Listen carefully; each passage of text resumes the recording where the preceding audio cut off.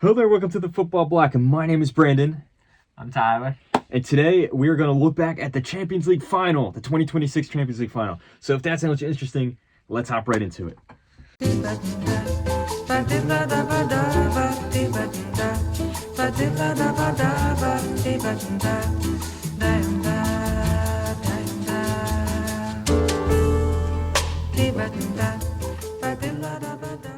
So the 2026 Champions League Final has come to a close, and we have a winner. It is a repeat winner for the first time in a long time.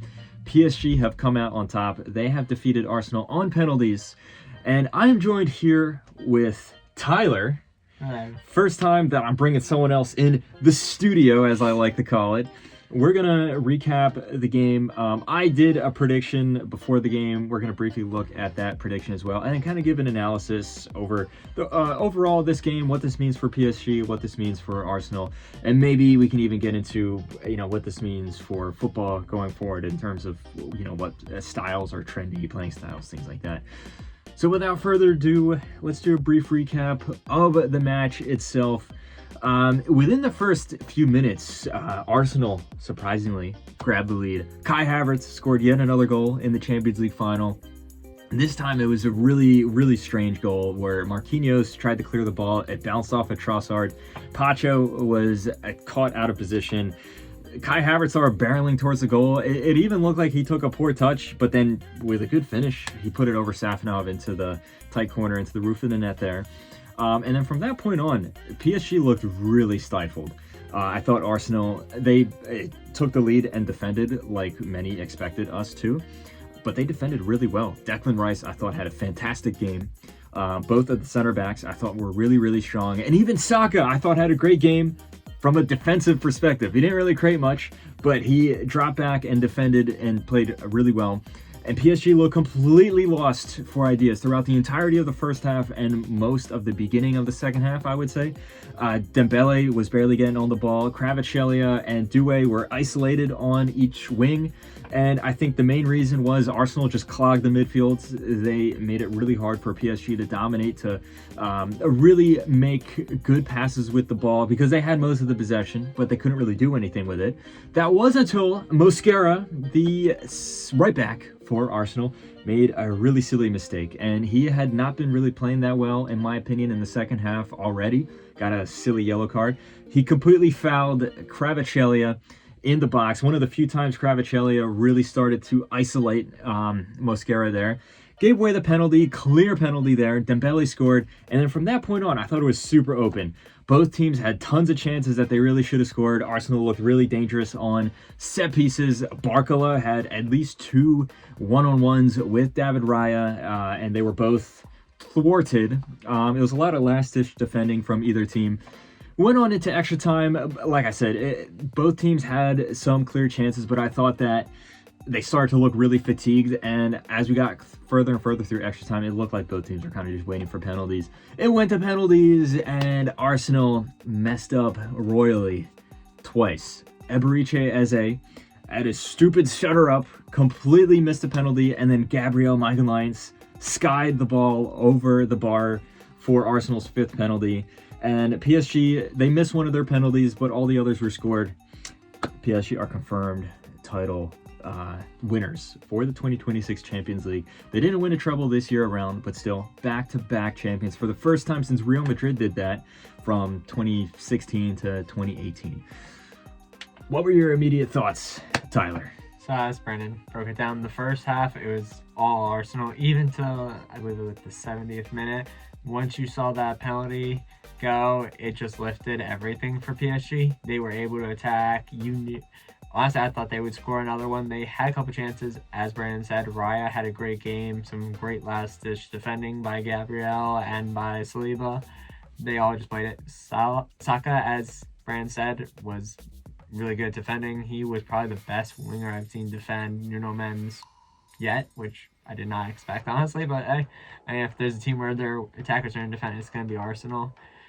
Great game all over.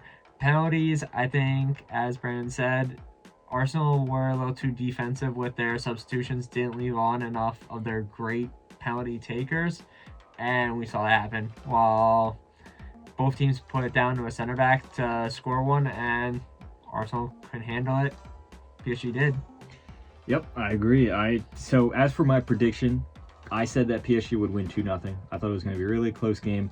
Eventually, though, PSG, using their wingers, would break down Arsenal's fullbacks, grab a goal, and then Arsenal would be scrambling for an equalizer, and then late in the game, PSG would run away with it.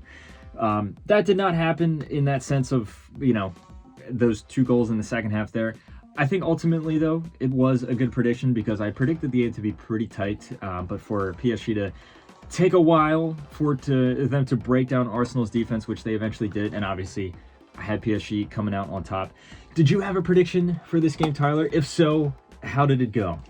I actually predicted the same thing as you. I thought it was either one way or the other. Either PSG is going to score first and had the chance to run away, but I don't think they would have done it like they were able to do last year against Inter. I think just the teams didn't match up as well for PSG. Or I thought it was going to be an early corner that Arsenal scored and took a 1-0 lead, which for most of the game, that's how it looked like it was going to go. But just Oscar bailed out PSG and Dembele came and just slotted it home. Nothing you could do at that point. And game easily could have been 2-1 by the end of the game, not 3-1. Yeah. So, who would you say is the best player of the match if you had to choose a man of the match? So I know they officially gave it to Vitinha. I could say that I would have gone a couple people. There was no real standout for me besides Raya, but you're never giving it to a losing team's player, especially if you lose on penalties. I could have seen no Men's. I thought he was, for the first 70 minutes, the only player attacking that really was doing much. Doué also would be a good option. He was creating a lot of chances. And then Vitinha, I would have been okay with any of the 3. I probably would have gone Nuno Men's just because he kept them in so much offensively in the beginning of the game. And then he was still decent while he was losing the ball a lot and didn't have as good percentage in his tackles. He had a good game. It's very interesting. I actually disagree with you there. I mean, you are correct that there wasn't really like a standout player. It's not like compared to, say, last year's final. Doué ran the pitch. Vitinha was also very good. Kvaratskhelia, there was a bunch of players you could choose from. This year, I don't really think that there was any players that had a particularly fantastic game or a really good game. We can get on to a bit. I do think some players had bad games. Nuno Mendes, I thought, was kind of dull. Vitinha, I thought, didn't really do anything for most of the game, only until PSG started getting going. I personally would put either Declan Rice or David Raya. I would lean towards Declan Rice. I just think that defensively, super strong. The amount of tackles that he made, successful tackles that he went in for, interceptions he made. I thought his deliveries into the box through set pieces wasn't immaculate or something, but he still had some. He had some good free kicks and things like that. Also scored his penalty in the penalty shootout. So I'm going to disagree with you there. I think Declan Rice was probably should have been given the man of the match in my opinion. But you are right that they very rarely give it to a player on the losing team unless they had an absolutely world-breaking performance, which I don't really think anyone did. I guess my next question to you who would be the worst player of this game? First, I do 100% agree. If it wasn't for the fact of just giving it to someone, it would have been Rice or Raya. But as you said, no one really stood out to me. That was the best of was kind of mediocrity to above mediocrity for everyone.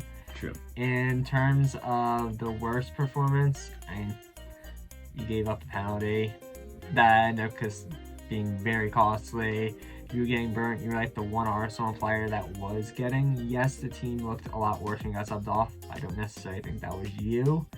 I think it was more the way that the game changed after the goal has to be masqueraded.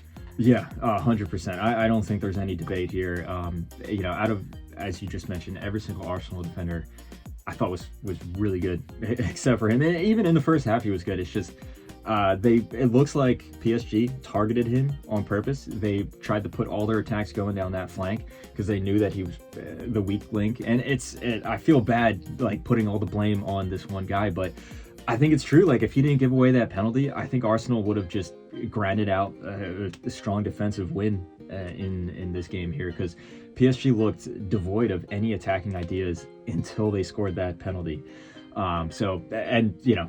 Mikel Arteta took Mosquera right off the pitch right after he gave away that penalty.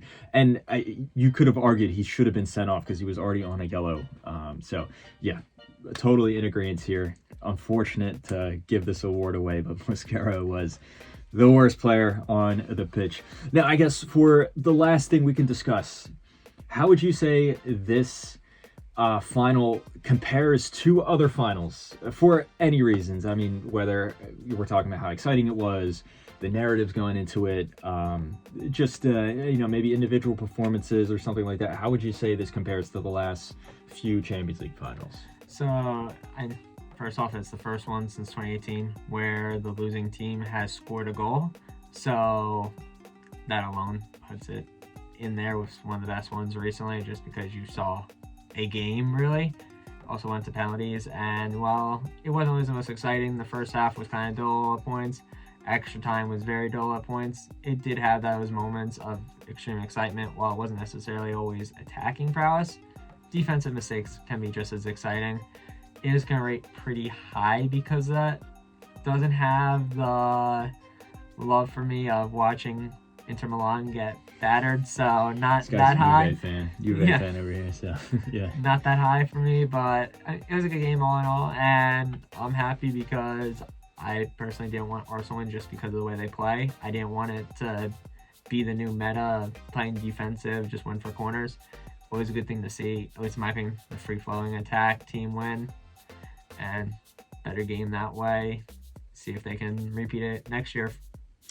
Yeah, I mean, I agree with that. I think that this does show a trend in football where some of the best teams in the world, the teams that win a lot of the trophies, are the ones that have an attack-first mindset with, you overload your opponent with tons of attacks down each wing. And you get everyone in on the attack, fullbacks, midfielders, and you play extremely high line.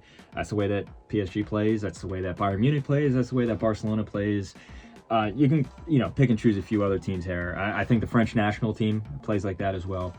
So you do see a trend here, which is interesting because it also goes against the trend that Arsenal has, where it's a super defensive, as people call it, the terror ball that we see. So very interesting that we have these competing ideologies, if you want to say, in this final here. Personally, I thought this was an overall decent final. And if you watch any of my other videos, I've talked about how the past few Champions League finals have been super boring. I thought 2025, not that I'm an Inter fan, but it wasn't really fun watching PSG's walk all over them. The Dortmund-Real Madrid final I thought was awful. The Man City Inter one I thought was also pretty boring. I think the 2022 final, Real Madrid-Liverpool, was a little better than this one, just because it was maybe a little more fast-paced than this one. At times this game was a little dull, but also this game did have its moments. I thought after PSG scored, especially towards the end of the regulation time and then maybe beginning of extra time, it was really anyone's game for the taking. It did start to go back and forth, and it was super equal. And then obviously a penalty shootout. It's going to be exciting to watch always.